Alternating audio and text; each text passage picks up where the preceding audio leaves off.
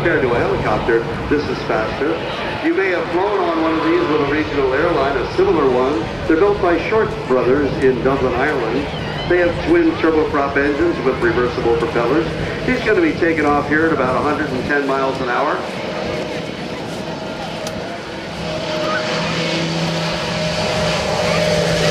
You know, I'm not going to hear the end of that calling that an ugly airplane, because the flight crew's going to come up here and pummel me later. They will do that. You will be pummeled, and justifiably so. But now, if Larry and Rob. Yeah, go ahead, Dan. I know you guys were talking yesterday about Canada's contribution to aviation, and you just mentioned this is by Short Brothers from Ireland. You know what major air corporation owns Short Brothers? Why, I don't. Who does that, Dan? Bombardier Canadair. So once again, they're under the Bombardier umbrella of aircraft. And folks, some of the finest regional jets that you're going to fly in are built by Bombardier. Today we salute you, Mr. Tuxedo Shop Tux Redder. Mr. Tuxedo Shop Tux Redder. When the evening calls for 5 groomsmen in identical robin's egg blue double-breasted, you are there. Last night, little Jason Weinstein had the slow dance of his life in the exact same pants I'm now wearing. Yes, I am. I'm very proud of that Bud Light Lime. It's become a very good friend of mine. Folks, take a look at the sign that we have up here on the announcing stand. That's what Dan is talking about. Here comes the Sherpa once again. Take a look. From Ireland. You know, this is one of those wings that almost looks like a Hershey bar, and that's not really all that uncommon, because there are some pretty well-known American airplanes that have a similar Hershey bar kind of wing.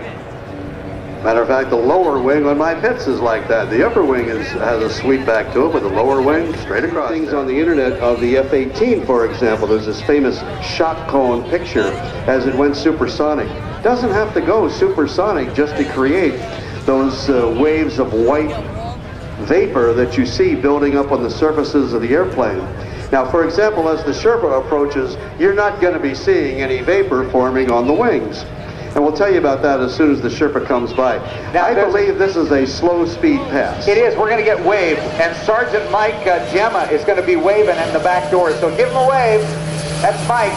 There he is. Hello, Mike. You are the man. This is definitely function over form. They built this airplane to lift people and lift stuff, and it does it just perfectly. Does it very efficiently.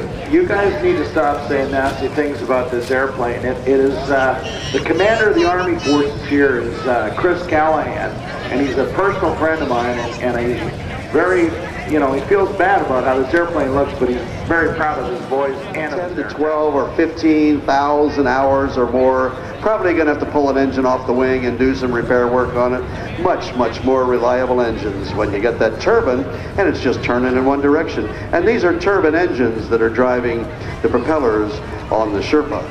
Short final on the Sherpa. The jet engine's 4 basic stages are: they suck the air in, they squeeze it up, they take that compressed, look at this, one way of landing. He did this earlier. It was beautiful. Yeah, there's that crosswind technique we were telling you about before. He was actually holding that right wing down into the wind, which put the right main gear down first before he put down the left main landing gear, and now eventually lowering the nose down. And there's the change in sound. He just changed the angle of the blades of the propellers so that instead of the thrust coming off the propeller and going out to drive the airplane forward, he directed that thrust forward, and it helped him to stop that airplane and make that taxiway just a few thousand feet of landing roll. Now back this, the jet engine, you